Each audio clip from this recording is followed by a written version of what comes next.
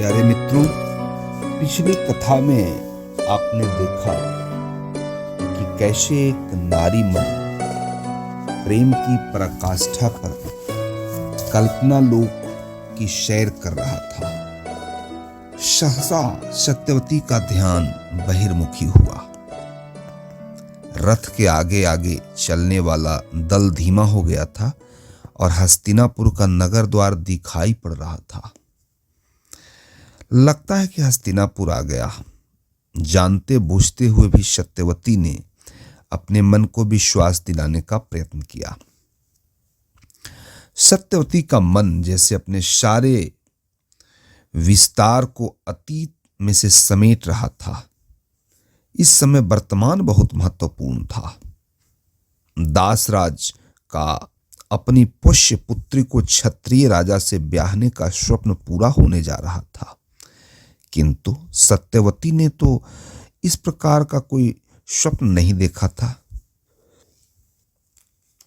उसके लिए तो वर्तमान का प्रत्येक क्षण एक चुनौती था, प्रत्येक निमिष उसकी परीक्षा ले रहा था। जाने कैसी कैसी अपेक्षाएं थी उससे, जाने कुरुकुल की रानी बनकर उसे क्या क्या करना था।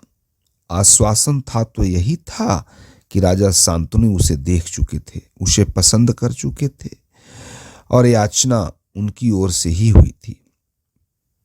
देवव्रत एक बहुत बड़ा मूल्य देकर उसे लाए थे। इस राजकुल में सहज ही उसकी अवहेलना नहीं हो सकती थी। उसका अपमान ही करना होता तो उसे इस प्रकार याचना करके क्यों मांगा जाता। पर फिर भी उसे दास दासियों और कर्मचारियों के उपहास का पात्र नहीं बनना था। रथ रुक गया। देवव्रत का अश्व आगे बढ़ा। द्वार के सैनिकों ने झुककर प्रणाम किया और युवराज देवव्रत की जय जयकार के साथ द्वार खुल गया।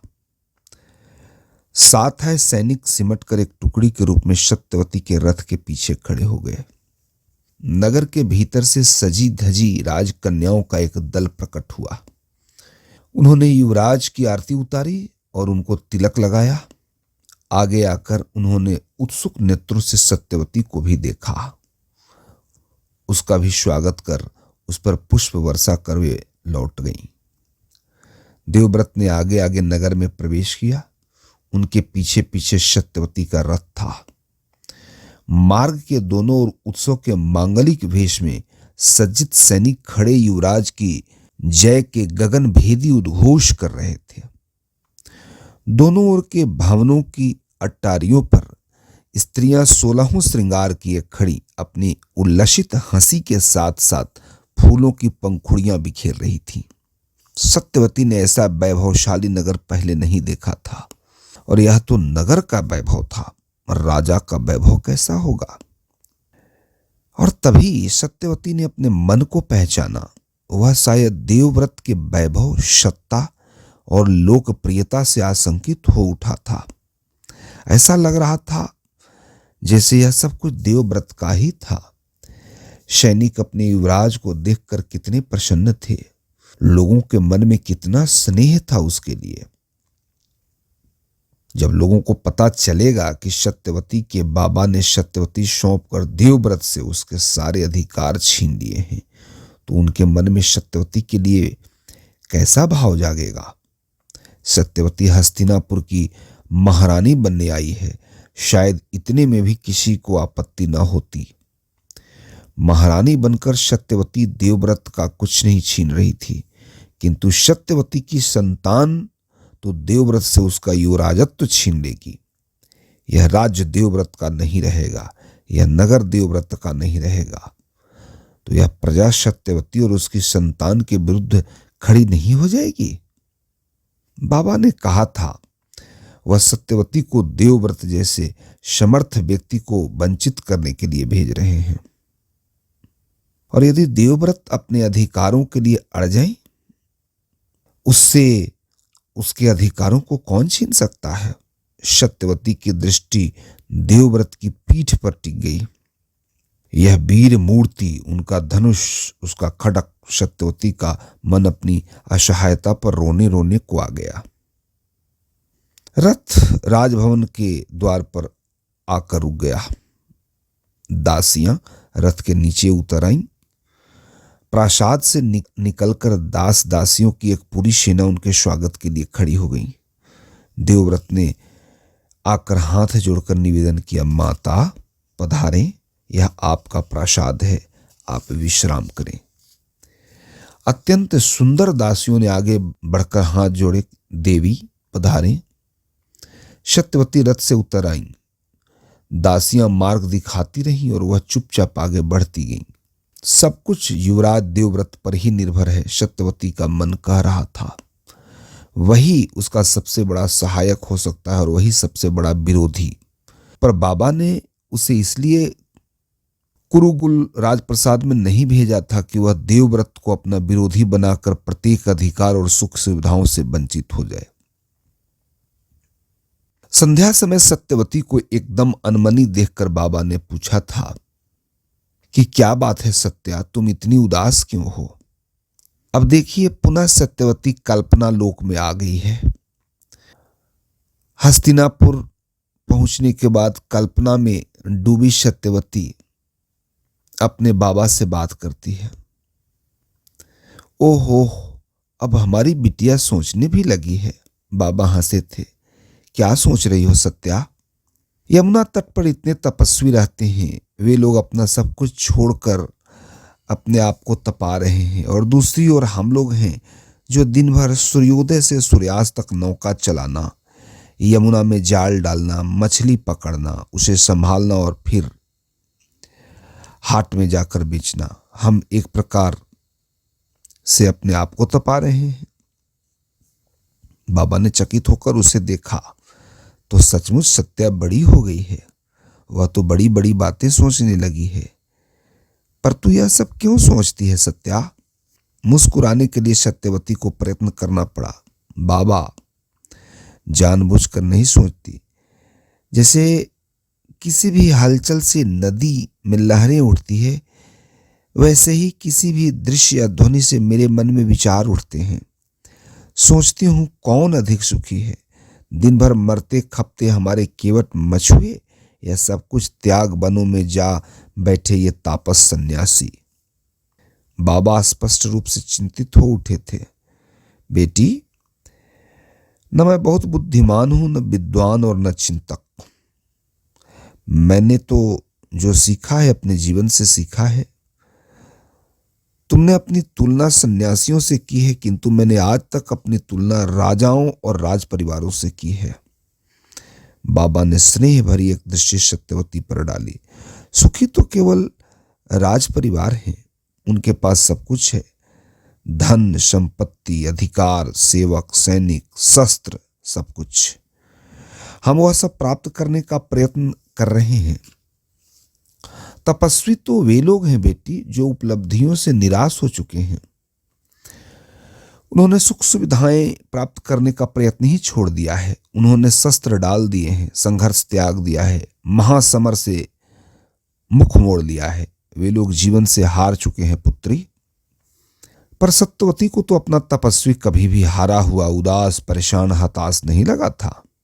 जब पहली बार उसके नाव में आकर बैठा था तो बड़ा आत्मलीन सा था, कितना शांत और आश्वस्त। उसके पश्चात जब वह सत्यवती पर मुग्ध हुआ तो उसके नयनों का उल्लास तो कोई सीमा ही नहीं जानता था। उसे सत्यवती हताश और निराश कैसे मान ले? निराश तो वह तब हुआ था जब सत्यवती ने कहा था कि शायद बाबा विवाह के लिए न माने। बाबा ने उसकी ओर देखा। क्या बात है बेटी? कहीं ऐसा तो नहीं कि हम उसके पीछे पड़े हैं जो हमें नहीं मिल सकता और इसलिए हम सुखी नहीं हैं? बाबा हंस पड़े और तपस्वी इस सत्य को जान गए हैं कि हमें सुख नहीं मिल सकता, इसलिए उनके पास धन का सुख चाहे न हो, संतोष का सुख तो है। हाँ बाबा गंभीर हो गए। तू जब नौका चलाती है तो तेरे शरीर को श्रम करना पड़ता है ना? हाँ बाबा। तो उसे सुख मानती है या दुख? वह तो मेरा सहज धर्म है बाबा, न सुख न दुख। उस समय तेरे नाव किसी नौका के आगे होती है, किसी के पीछे। हाँ बाबा, पर फिर भी आगे पीछे किसी समय तू नदी पार करेगी, कर ही जाएगी। हाँ, और यदि तू नाव चलाए ही नहीं, इसी किनारे बैठी रहे, तो सुखी होगी या दुखी? दुखी होंगी बाबा। क्यों बेटी? क्योंकि एक तो मेरा शरीर अपना श्रम धर्म नहीं निभाएगा तो आलसी होकर जुड़ता जाएगा, और दूसरे में कभी नदी पार नहीं कर पाऊंगी। ठीक है बेटी, बाबा बोले, राजा लोग वे हैं जो नदी के पार पहुंच गए हैं। हम वे लोग हैं जो आगे पीछे अपनी नौकाएं चला रहे हैं, और तपस्वी वे हैं जो नदी के इस ओर यह मानकर बैठ गए कि हम नदी के पार पहुंच ही नहीं सकते। सत्यवती कई क्षणों तक चुपचाप बाबा को देखती रही, फिर जैसे साहस जुटाकर बोली, एक बात पूछूं बाबा? पूछ बेटी। आप बुरा तो नहीं मानेंगे? तू अपनी बुरी बात पूछने वाली है क्या? नहीं, पर आप कहीं यह न मान ले कि मैं अशिष्ट हो गई हूं, बड़ों के साथ विवाद करती हूं। नहीं बेटी, तू पूछ, क्या पूछती है? बाबा, नौकाओं की दौड़ में चाहे कोई जीते या हारे, प्रत्येक नाविक हाँफ जाता है, पर किनारे पर खड़ा दर्शक किसी भी जीत हार में नहीं है, इसलिए प्रत्येक स्थिति में प्रसन्न है। सांसारिक जीव क्या नौका दौड़ का प्रतिस्पर्धी और तपस्वी किनारे पर खड़ा दर्शक नहीं है? साधारण गृहस्थ दौड़ का प्रतिस्पर्धी नहीं होता बेटी, वह तो चल रहा होता है, वह केवल अपना धर्म निभा रहा है, इसलिए दुखी नहीं है। बाबा ने कहा, मैं अपना धर्म निभा रहा हूं, तू अपना निभा। निश्चित रूप से तू राजकन्या है सत्यवती, तू किसी राजा को ही प्राप्त हो करेगी। मैं पहुंचूं न पहुंचूं, तू नदी के पार पहुंचेगी, तू राजबधू होगी पुत्री। यदि किसी सन्यासी को ही सौंपना होता तो मैं कब से तेरा कन्यादान कर चुका होता। बेटी, मैं अपनी बात नहीं कर रही बाबा, सत्यवती ने कुछ अतिरिक्त प्रयत्न के साथ कहा। तू अपनी बात नहीं कर रही है, पर मैं तेरी बात कर रहा हूं। बाबा मुस्कुराए। तू राजकन्या है, तेरा धर्म त्याग में नहीं ग्रहण में है। मछली पानी में जीवित रहती है सत्यवती, हवा में आते ही उसके प्राण निकल जाते हैं, हवा कितनी भी सुखद क्यों न हो। तू त्याग में जीवन में जीवित नहीं रह पाएगी। बाबा उठकर बाहर जाने को तैयार हुए, पर द्वार के बाहर जाते जाते वे फिर लौट आए। और तू इतना सोचा मत कर बेटी, अभी सोचने का वय नहीं है तेरा, सोचने का काम तू मुझ पर और अपनी अम्मा पर छोड़ दो। बाबा चले गए और सत्यवती सोचती ही रह गई, क्या बाबा उसके विषय में सब कुछ जानते हैं? यदि जानते हैं तो इतने शांत कैसे हैं, और नहीं जानते हैं तो इतना सटीक कैसे बोल गए, जैसे सारी बात उसी के विवाह को लेकर चल रही हो। बाबा कहते हैं कि वह राजकन्या है, वह उसका विवाह किसी राजकुमार से ही करेंगे, तब कैसा होगा जीवन सत्यवती का? दास दासियां, हाथी घोड़े, रहने के लिए प्रासाद, यात्रा के लिए रथ और साथ चलने के लिए अंगरक्षक। सत्यवती की कल्पना में सब कुछ बहुत सजीव हो उठता है, पर जैसे ही अपनी कल्पना में वह राजकुमार की छवि आंकने का प्रयत्न करती है, तपस्वी पराशर की आकृति आकर उसकी कल्पना के सारे चित्रों को वैसे ही ढक लेती है, जैसे इंद्रधनुष आकर सारे आकाश पर आरोपित हो जाता है। सत्यवती के कंठ से एक गहरा दुश्वास फूटा, कहीं मेरा तपस्वी ही कोई राजकुमार होता। तो अगले दिन से सत्यवती का नाव चलाना दूभर हो गया। वह नाव में बैठती तो उसे लगता उसकी नाव तपस्वी के टापू की ओर भागती जा रही है। हर समय उसके चप्पू अपने नाव को उस टापू से दूर ठेलते रहते, और सारे प्रयत्नों के बाद भी नौका उसी टापू की ओर बढ़ जाती। अंतः हार कर सत्यवती नाव को किनारे से लगाकर अपना सिर पकड़ रेत पर बैठ जाती। जाने नाव में ही कोई हठी प्रेत आ बैठा हो, जो उसे किसी दूसरे दिशा में चलने ही नहीं देता था। सत्यवती का अपना ही दिशा ज्ञान खो गया था, या कभी कभी उसे लगने लगता था कि उसकी नाव में दो लंबी रस्सियां बंधी हुई हैं, एक का सिर टापू में बैठे तपस्वी के हाथ में है और दूसरी का सिरा हाथ में पकड़े बाबा अपने स्थान पर खड़े हैं। जैसे ही सत्यवती नौका में बैठती है, दोनों अपनी अपनी रस्सियां खींचने लगते हैं। उसी क्षण से सत्यवती का मन कांपने लगता है। तपस्वी युवक है, बलवान है, बाबा बूढ़े हैं, निर्बल हैं, कहीं तपस्वी जीत ही न जाए। तपस्वी को पाकर सत्यवती प्रसन्न होगी, किंतु बाबा को पराजित देखकर भी उसका मन टूट जाएगा। अंततः उसे अपने आप को ही साधना पड़ा। वह तपस्वी के पास नहीं जाएगी, वह तपस्वी से नहीं मिलेगी, किंतु उसे लगा उसका तन और मन दोनों ही रुग्ण होते चले जा रहे हैं। तपस्वी के पास वह जाएगी नहीं और अन्यत्र कहीं जाने का उसका मन ही नहीं होता। जीवन का रस जैसे सूख गया था। अम्मा ने एक दिन गहरी दृष्टि से उसे देखा। क्या हुआ है तुझे? कुछ भी तो नहीं अम्मा। तो होठ क्यों सूख रहे हैं? तेरा चेहरा क्यों पीला पड़ गया है? नहीं तो ऐसा तो कुछ नहीं है। अम्मा चुपचाप उसे देखती रही और फिर उन्होंने बाबा को भी पुकार लिया। बाबा आए तो अम्मा बोली, देख रहे हो अपनी इस लाडली को, क्यों सूखती जा रही है या? अरे द्वंद्व है इसके मन में। बाबा बहुत शांत स्वर में बोले, तपस्वी या राजकुमार? अम्मा की दृष्टि और भी तीखी हो गई। पुरुष संग किया है तूने? सत्यवती क्या कहती, न स्वीकार कर सकती थी न अस्वीकार। उसने चुपचाप सिर झुका दिया। कौन है वह? अम्मा की आंखें लाल होने लगी, पर बाबा ने अद्भुत धैर्य का प्रमाण दिया। उन्होंने अम्मा के कंधे पर हाथ रखा। शांत रह सत्या की मां, बेटी है हमारी, शत्रु नहीं है। काम तो उसने शत्रु का सा ही किया है। अम्मा शांत नहीं हुई। इसे तो चीर कर यमुना में डाल दो, मच्छ खा जाए इसे। नहीं, बाबा की शांति तनिक भी भंग नहीं हुई। इसने बेटी का धर्म निभाया है, हमें माता पिता का धर्म निभाना है। क्या कहना चाहते हो? बाबा अपने गहरे स्वर में बोले, एक तपस्वी में अनुरक्त हुई थी सत्या। मुझसे इसने संकेतों में पूछा और मैंने अपना निर्णय संकेतों में दे दिया। तब मैं सत्या एक बार भी नहीं मिली उस तपस्वी से। बाबा की आंखों में स्नेह उमड़ आया। इसने लाज रख ली मेरी, अब मुझे इसकी लाज रखनी है। कानिन संतान को जन्म देकर यह तुम्हारी लाज रखी है? अम्मा संतुष्ट नहीं थी। नहीं, बाबा बोले, तपस्वी तो कानिन संतान में भी अधर्म नहीं देखता।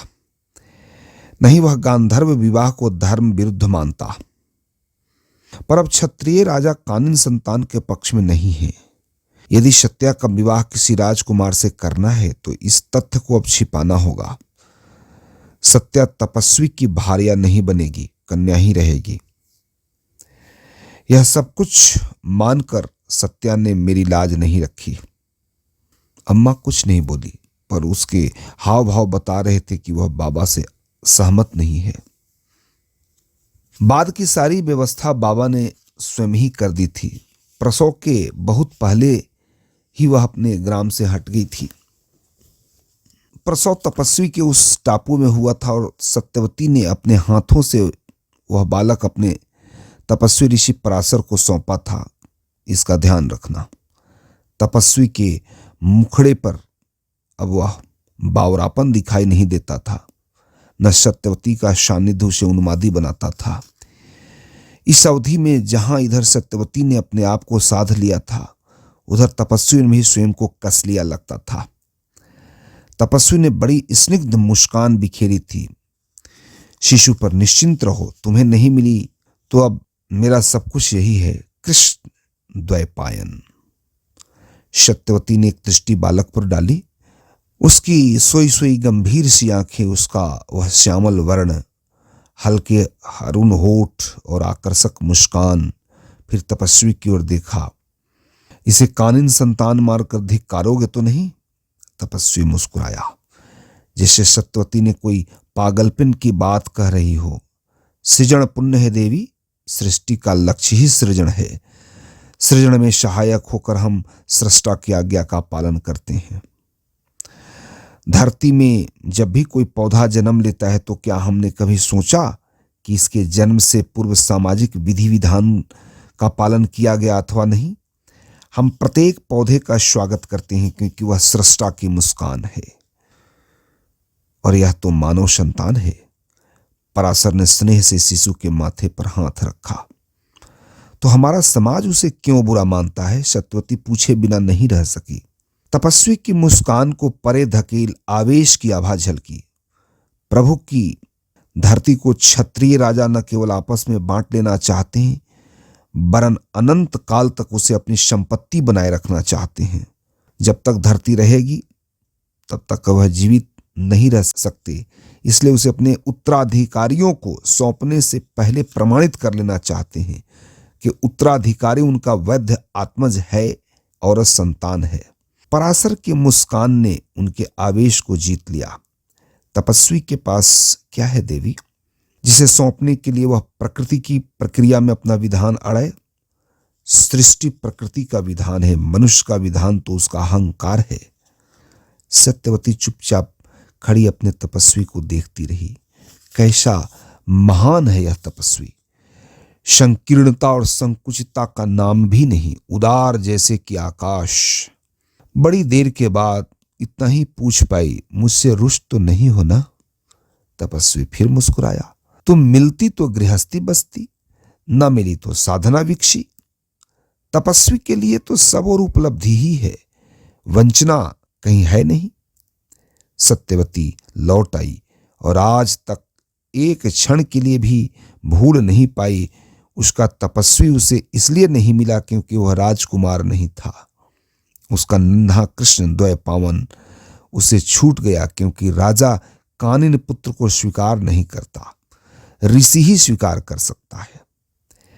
राजवधू बनने के लिए बहुत बड़ा मूल्य चुकाया था सत्यवती ने, और जब उसने मूल्य चुकाया ही है तो वह अपने अधिकार डंके की चोट पर लेगी। बाबा ने यदि उसे राजरानी बनना चाहा है तो अब वह राजरानी भी बनेगी और राजमाता भी। तपस्वी ने तो कहा था कि उसके लिए सब और उपलब्धि ही उपलब्धि है, कहीं ऐसा न हो कि सत्यवती के लिए सब और वंचना ही वंचना हो। प्यारे मित्रों, आज की कथा को मैं यहीं विराम देता हूं। यह थोड़ा बड़ा भी हो गया है, लेकिन इसमें छुपे रस को और इसके छुपे रहस्य को समझना बहुत आवश्यक था। आगे की कथा मैं अगले अध्याय में करूंगा। तब तक के लिए धन्यवाद। Thank you.